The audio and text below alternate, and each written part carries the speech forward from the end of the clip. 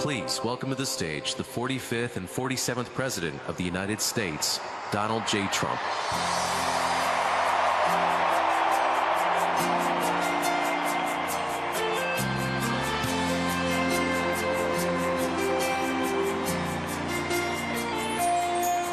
If tomorrow all the things were gone, I'd work for all my life, and I had to start again with just my children and my wife.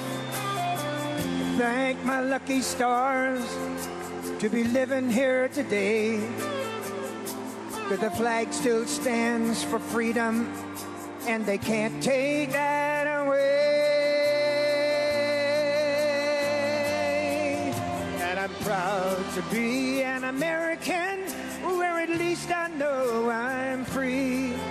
And I won't forget the men who died, who gave that right to me.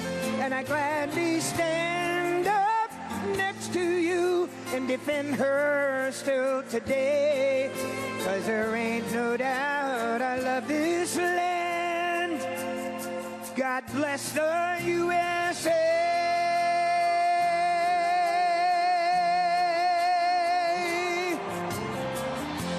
For America, for Charlie Kirk.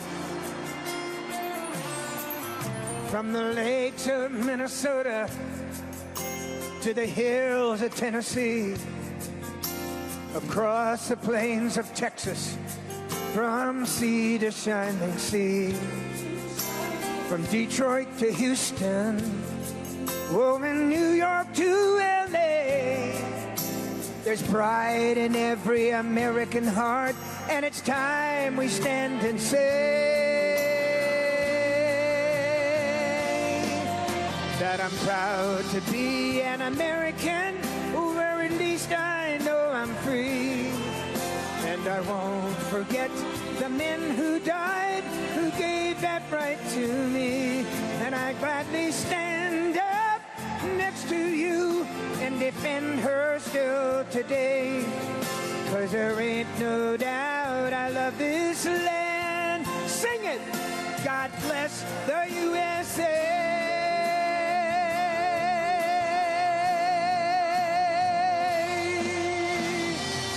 Proud to be an American, where at least I know I'm free. And I won't forget the men who died, who gave that right to me. And I gladly stand up next to you and defend her still today. 'Cause there ain't no doubt I love this land. God bless the USA.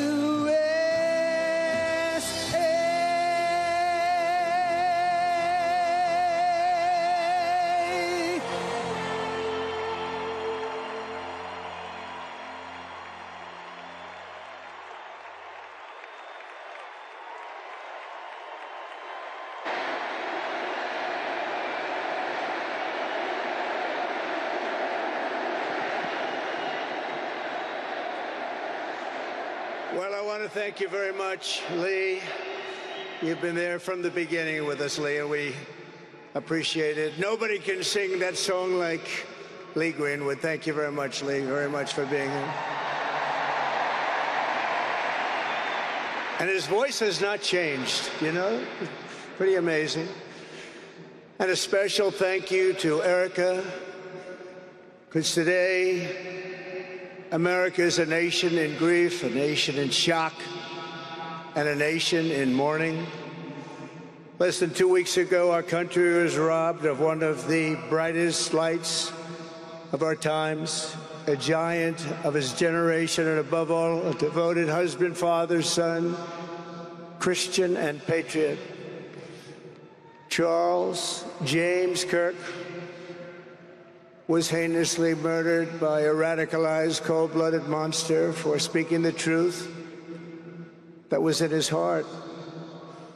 He was violently killed because he spoke for freedom and justice, for God and country, for reason and for common sense.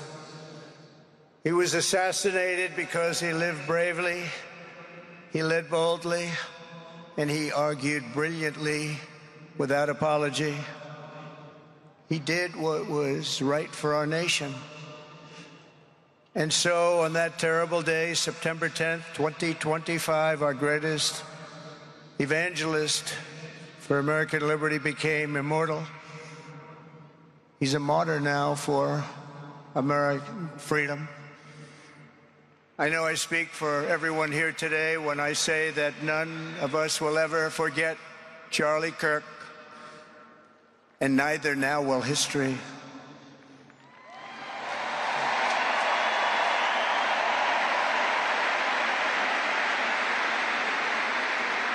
Because while Charlie has been reunited with his Creator in heaven, his voice on earth will echo through the generations, and his name will live forever in the eternal chronicle of America's greatest patriots. He will live forever. To Charlie's incredible and beautiful widow, Erica, we know the weight of this monumental loss is almost unbearable. But even in the midst of heartache and pain too great to even fathom, you have somehow found the strength and deep faith to be a comfort to millions and millions of people. And thank you very much, Erica. Thank you very much.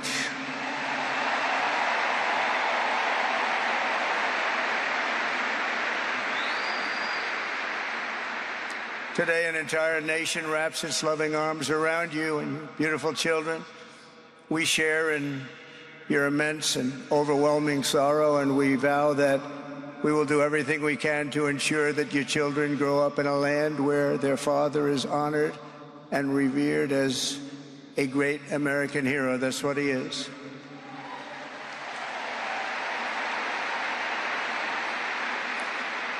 To Charlie's parents who lost their beloved son, and to the entire Kirk family, we know that no words can ever be enough to fill the void he leaves behind.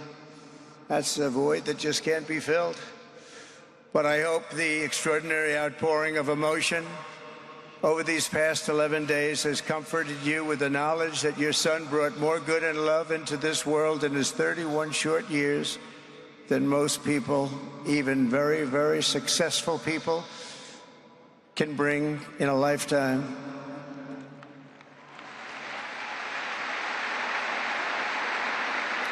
Charlie Kirk loved America with everything he had, and as we can see so clearly today, America loved Charlie Kirk.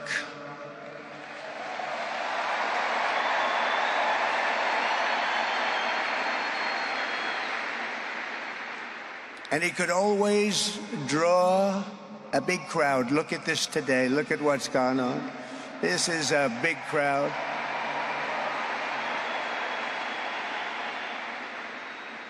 Here today we have the Vice President of the United States, J.D. Vance. We have the Speaker of the U.S. House of Representatives, Mike Johnson. We have countless members of the United States Senate, and I'm sorry I'm not going to introduce you, but I'll be up here. They're all over the place. And likewise, the House of Representatives, they're all over this big stadium. This is not an arena, this is a stadium. Our great cabinet and this stadium packed with rafters of people, not to mention the one across the street that also has tens of thousands of people, and they're watching us on screen right now.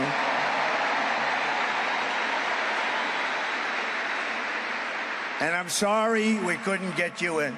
If anybody would like to give up your seat, please walk across the street. But this is like an old-time revival, isn't it? An old-time revival.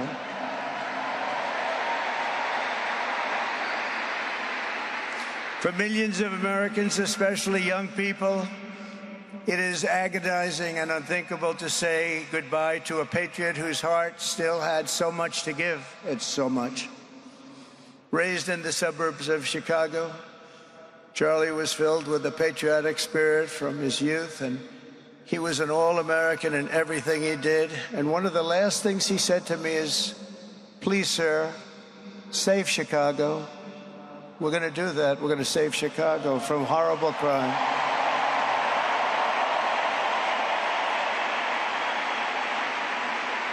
In high school, he was the quarterback of the football team and the captain of the basketball team. He was a good athlete. A lot of people don't know that about Charlie.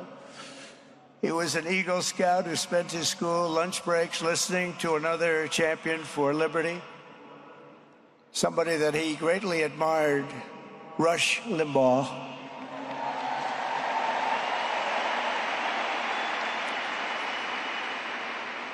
But what was even more important to Charlie than politics and service was the choice he made in the 5th grade, which he called the most important decision of his life, to become a Christian and a follower of his Savior, Jesus Christ.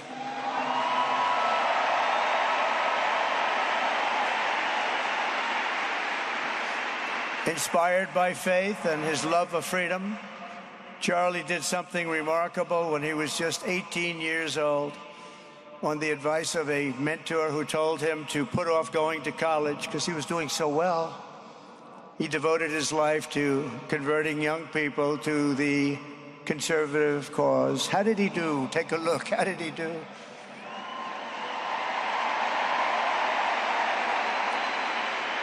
In 2012, 2 days after graduating high school, and with just $1,800 in his pocket, the young man from Illinois, who no one had ever heard of, started an organization whose grand ambitions were captured in its name, Turning Point USA. Great name.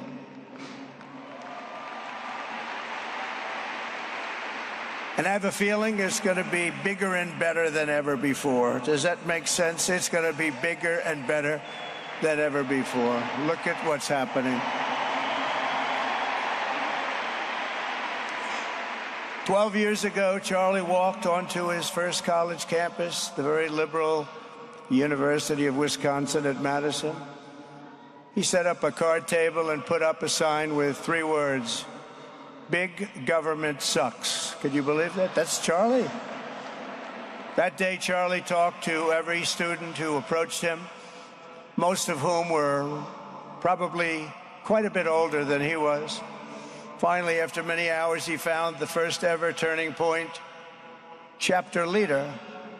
His first year out of high school, Charlie traveled 300 days raising money and taking his message to campuses all over the country. He lived out of his parents' basement, and they actually loved having him there. They loved Charlie. Everybody loved Charlie. And on the couches of friends and supporters, he lived off couches for 2 years, 3 years. Then life started getting a little bit different, but he was always the same. For 5 years, he refused to take a paycheck, but day after day, he worked from 5 a.m. in the morning till 11 p.m. in the evening, always.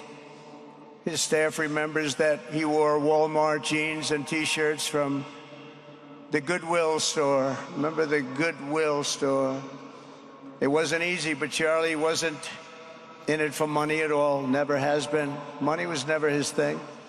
He was always in it for the mission.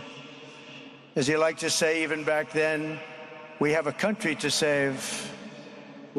Just what he did. He'd call me all the time, "Sir, we have a country to save."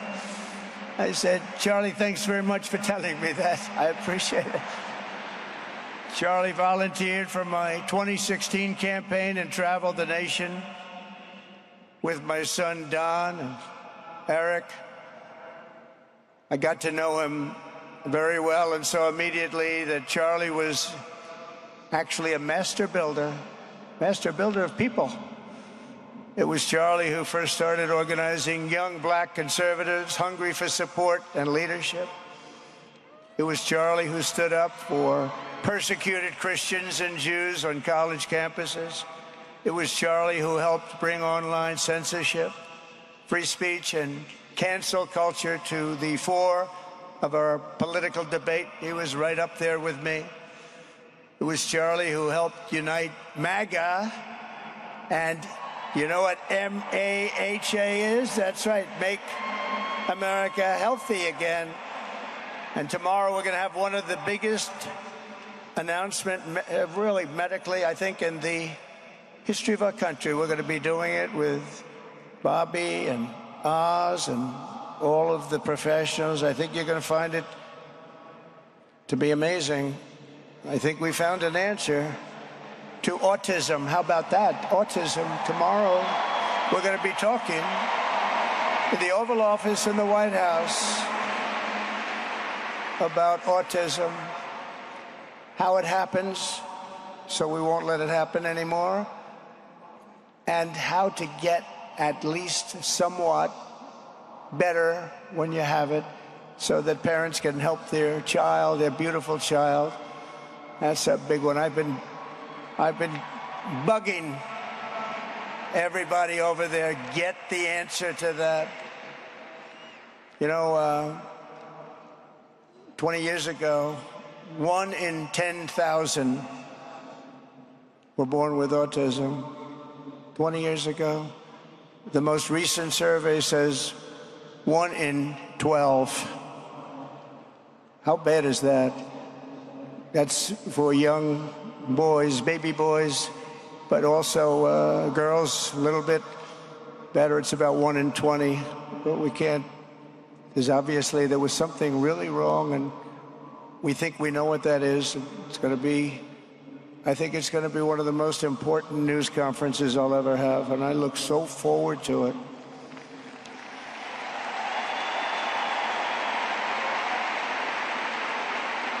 And you know who else looked forward to it? Because he knew. I'd tell him a little bit about what was going on. Was Charlie. He would have been front row center, believe me. We'll be missing him tomorrow. It was such a big deal for him, too. He brought together Donald Trump, Bobby Kennedy, right here in the great state of Arizona 1 year ago. Remember that? What a night, what a day that was. And it was Charlie who was among the first to speak to me about a man from Ohio by the name of J.D. Vance. Have you ever heard of him? He's doing a good job.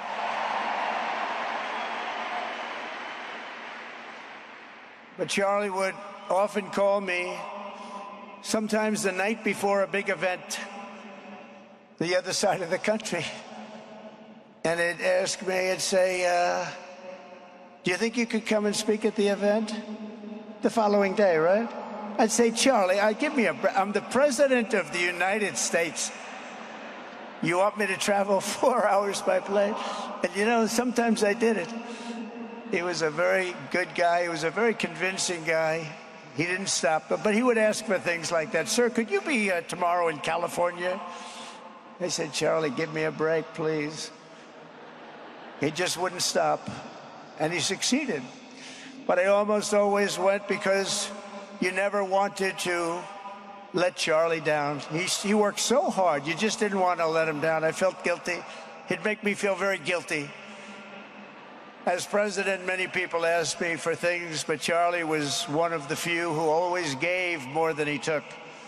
He was a giver, much more than a taker.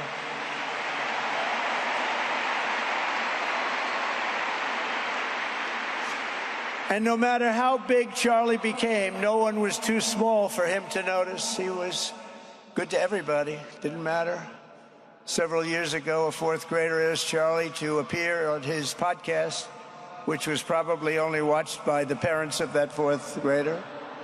And Charlie, who was actually pretty hot at the time, to be honest, he agreed, and the boy asked for advice. Charlie replied, the left, I call it the radical left. I call it sometimes the radical left lunatics. But Charlie didn't say that. He called it the left. He was probably right, but I can't help it. I can't help it. So he said the left, radical left lunatics, may have all the money in the world, but they could never outwork me. I will wake up as early as I need to, about himself. I will stay up as late as I need to, and I will never stop fighting for our country. And he did this until his dying breath. That's what he was doing. That's what he was doing. Think of it. Wow. What a horrible moment. I was in the Oval Office when I heard they came in, and it was like a surreal experience, a terrible, terrible. I had some very big people in the Oval Office, and I was in the midst of a very important conversation for our country, big people, the biggest. And I said, you have to leave now. When they told me that, they told me in front of a group of very powerful people, I said, you have to leave now, right now, please.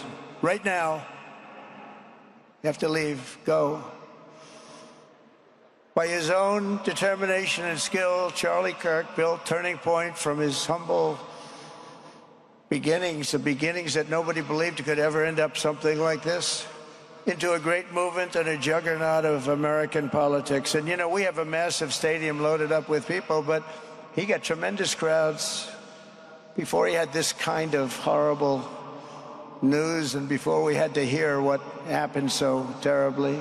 He delivered more than 250 speeches a year at over 200 colleges and universities, and that was at a time when it was not really vogue to go to colleges and universities if you were a conservative. It really took great courage.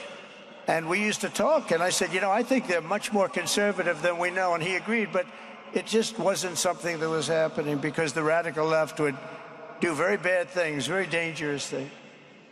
But Charlie set up chapters on 2,200 campuses and spoke at more than 1,000 churches. He launched a podcast and radio show that grew to an audience of 1 million Americans a day, one of the bigger shows on radio. And Charlie didn't just bring young people into the movement. All of a sudden, it started to grow by leaps and bounds. By 2024, we won more young people than any Republican candidate in the history of our country, including, for the first time, a majority of males under 30. Can you believe it? Remember when Republican presidential candidates would get 4%? No, we did unbelievably with young people. And he was a big, big factor. Unbelievable. But he made me work for it. Sir, you have to make a speech here. You have to make a speech there. But we did it, and we won, and our country is doing unbelievably well now. We had a country that was dead 1 year ago, and now we have the hottest country anywhere in the world. And Charlie helped us make it that. One of the great people. But through it all, the core of Charlie's message and his basic method never changed. It never really changed. He stayed the same person also. At every campus event, Charlie asked the people who disagreed with him to come forward, and instead of silencing them, he handed them a microphone and let them speak. And he'd convinced so many of them. It was a pretty amazing thing to watch, actually.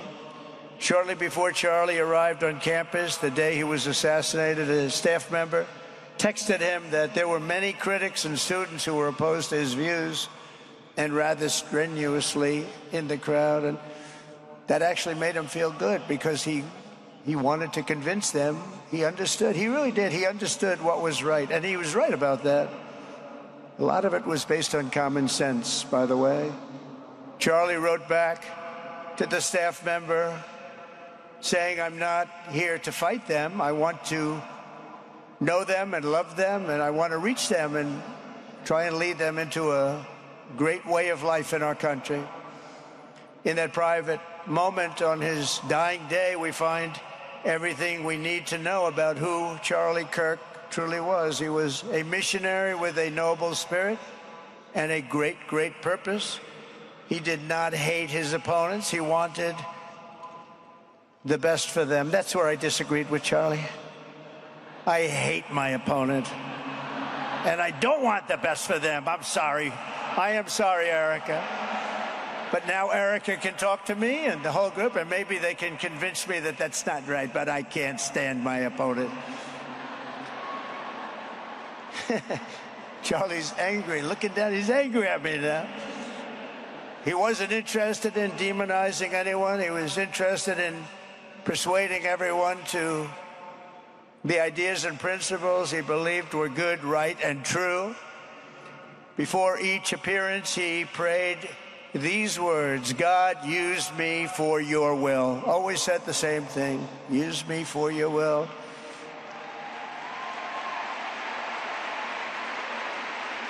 And that is exactly what God did. When you think, that's exactly what he did. The more success Charlie had, and he was getting more and more successful, the more dangerous his mission became. On campuses all over the country, his quest for open dialogue was met with menacing hate. There were bomb threats, pulled fire alarms, and countless rage-filled radicals who tried to shout him down. It was nasty. I used to say, Charlie, this is nasty stuff you're doing. At one event, police had to build barricades to protect students from an angry mob of thugs. Many of these people, by the way, are paid a lot of money to do this. They're agitators. They're paid agitators. Remember that? When you see they all have the same beautifully printed sign, every sign is identical, comes out of a top-level print shop. That's not the signs that are made in somebody's basement. Those are paid for by very bad people, and hopefully we're going to be finding out through the DOJ who those people are.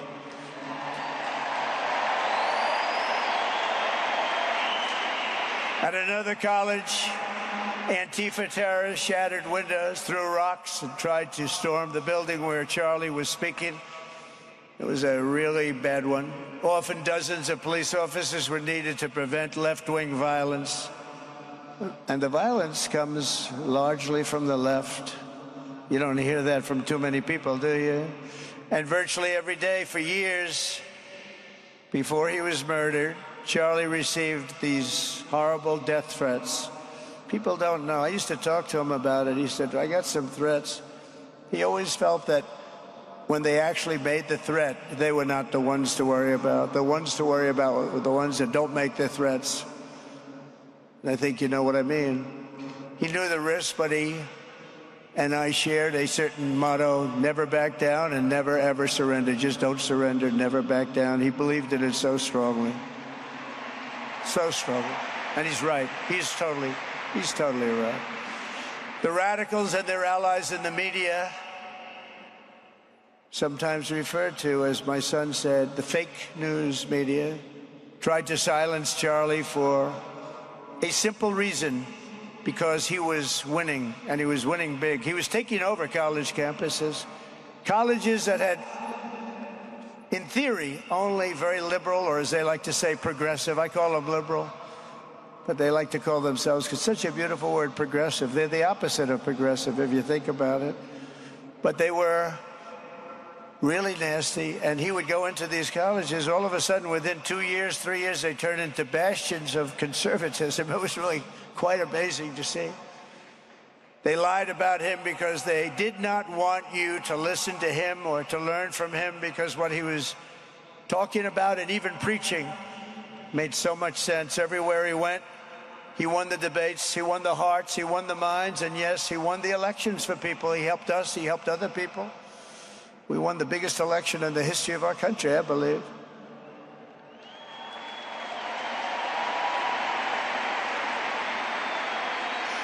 Charlie Kirk was without a doubt among the most influential figures in the most important election in the history of our country. The election of, that beautiful day, November 5th, 2024. Do you remember that day? It was 9 months ago. What a day that was. I mean, we had a pretty good day in the first one. And I must tell you, on the second one, we had a phenomenal day. But a lot of bad things happened. And now that's not even questioned. They cheated like dogs. But we got them back, didn't we, huh? Got them back.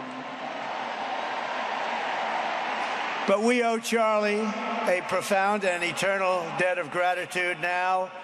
Just like Charlie and Erica made Turning Point hot, we are looking at a country that has the chance to attain a level like never before. Tariffs are making us rich again, richer than anybody ever thought was possible. And the only one challenging them are people that hate our country or foreign countries that are paying a price, because they did the same thing to us for years.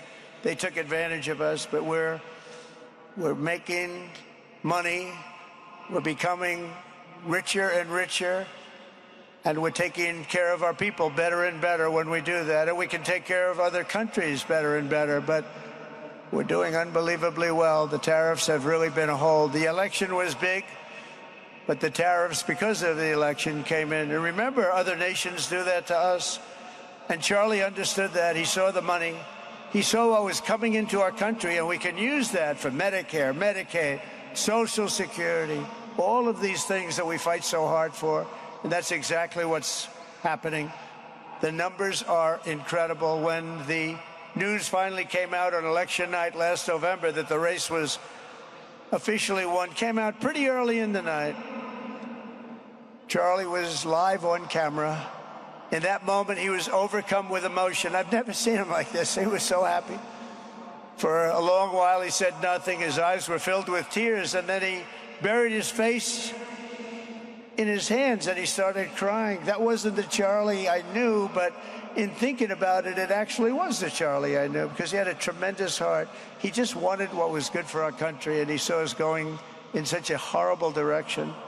Lovingly, Eric, and this was so beautiful, Erica put a MAGA hat on to cover his bowed head. I like that very much. MAGA, we love. Does everybody love MAGA? Make America Great Again.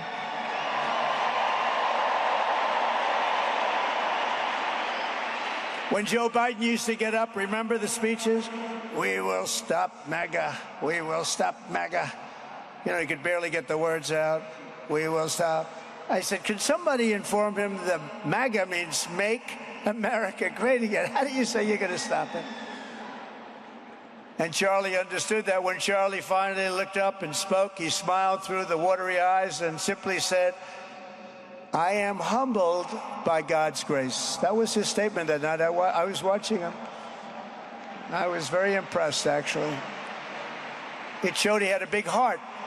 Every single American should take a long, hard look at the twisted soul and dark spirit of anyone who would want to kill a young man as good as Charlie. To kill anybody, but to kill a man like this, he didn't deserve this.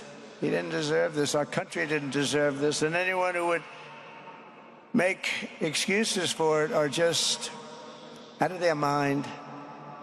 Charlie's murder was not just an attack on one man or one movement.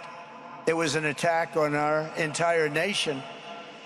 That was a horrible attack on the United States of America. It was an assault on our most sacred liberties and God-given rights. The gun was pointed at him, but the bullet was aimed at all of us. That bullet was aimed at every one of us. Indeed, Charlie was killed for expressing the very ideas that virtually everyone in this arena and most other places throughout our country deeply believed in.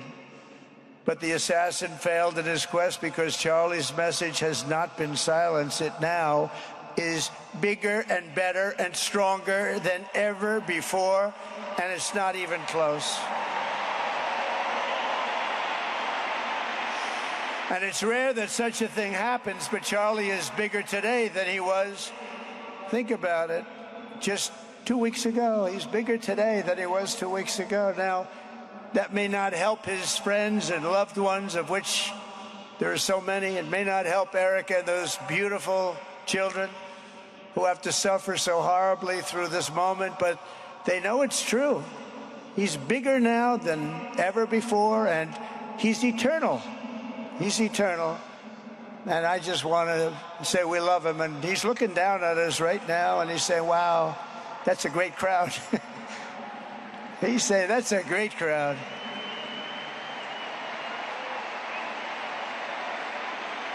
And it's a great crowd of patriots. But that's why I will soon award Charlie the nation's highest civilian honor, the Presidential Medal of Freedom. It's the highest civilian honor.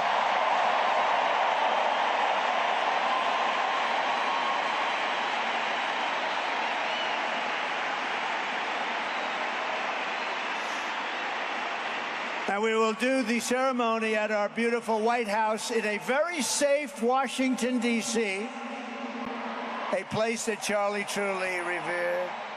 You know, we stopped the crime in Washington. Took 12 days. Now you can go to restaurants. You can walk down the middle of the street with your wife. You can have your wife walk alone down the middle of the street. She's going to be in good shape. What a difference.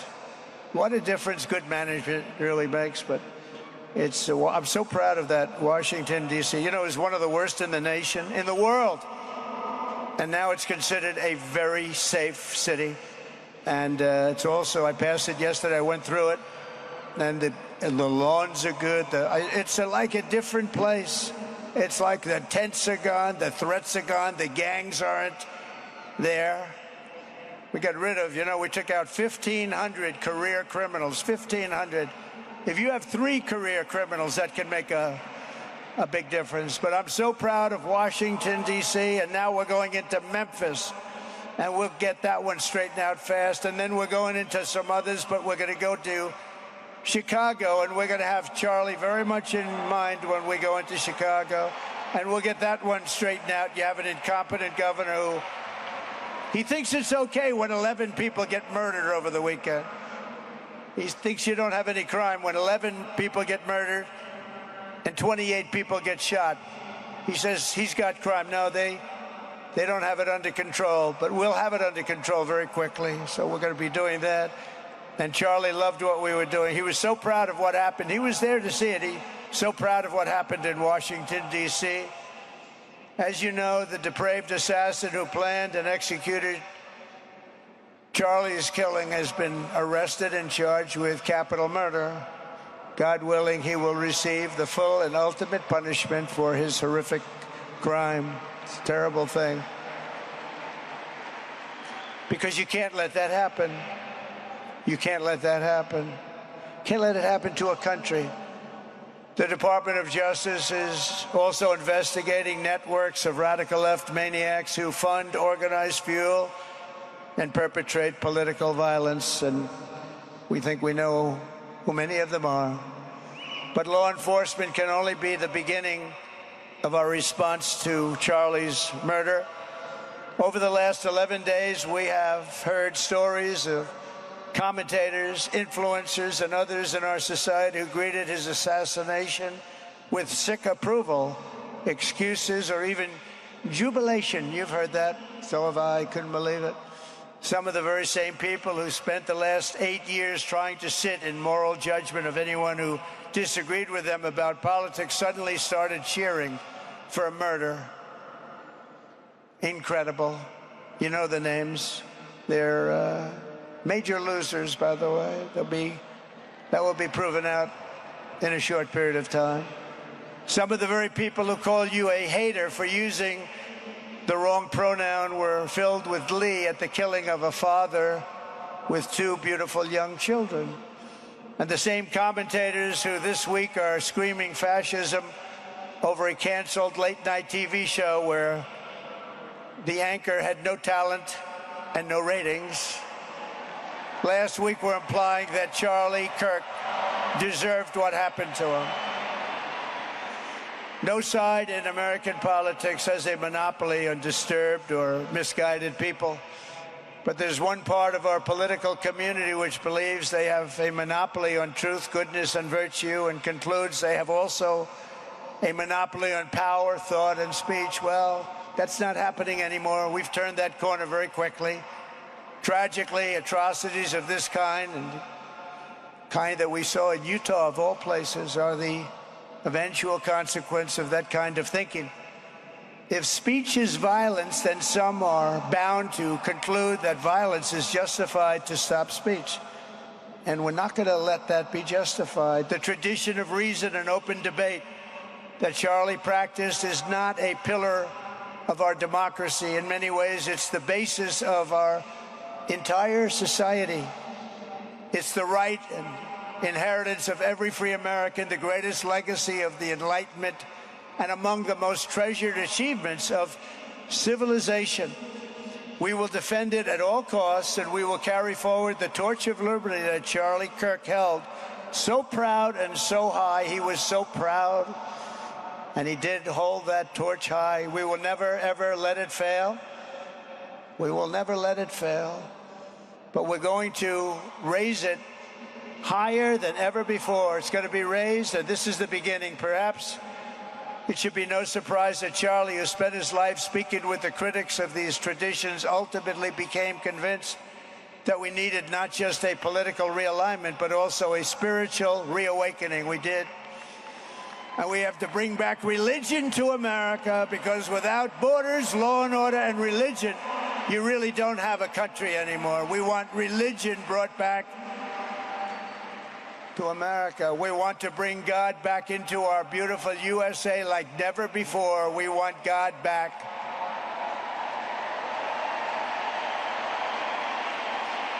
Charlie would have been so pleased to hear his friends and colleagues today giving testimony and giving glory to God.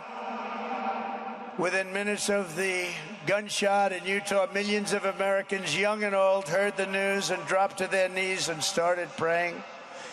Even many who rarely prayed asked God for a miracle. Please, God, save Charlie. But although Charlie's time with us on earth has ended, those prayers for a miracle have already been answered. Look at what's happening. Look at what's happening. In the days since Charlie's death, we have seen how his legacy has touched so many millions around the world. In Calgary, Canada, thousands gathered at City Hall to sing the American national anthem and raise up posters with the name Charlie Kirk. In Seoul, South Korea, crowds gathered to wave American flags and shout, "We are for Charlie Kirk." His memory has been honored in the streets of Berlin, Warsaw, Vienna, Sydney, Madrid, London, Tel Aviv, and all over the world. So beautiful to watch. A man as far away as rural Australia texted a pastor, "I'm going to come to church tomorrow for the first time ever." The pastor asked, "Why is that?" The man replied, "Because of Charlie Kirk." Can you imagine?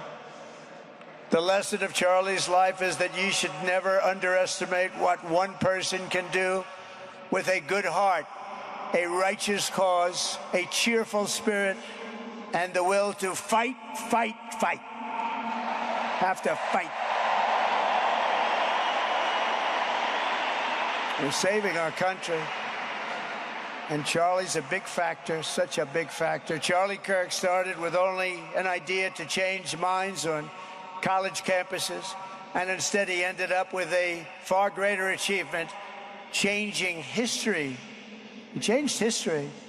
Today, Charlie Kirk rests in glory in heaven for all eternity. He has gone from speaking on campuses in Wisconsin to kneeling at the throne of God, where he is right now.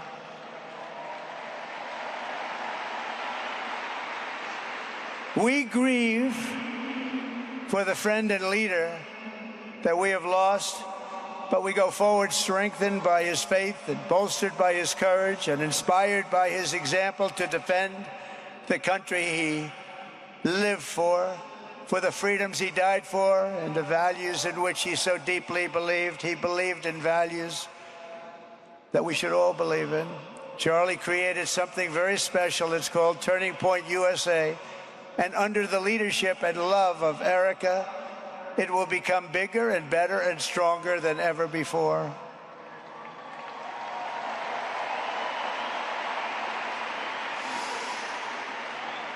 So, Charlie, we all want to thank you.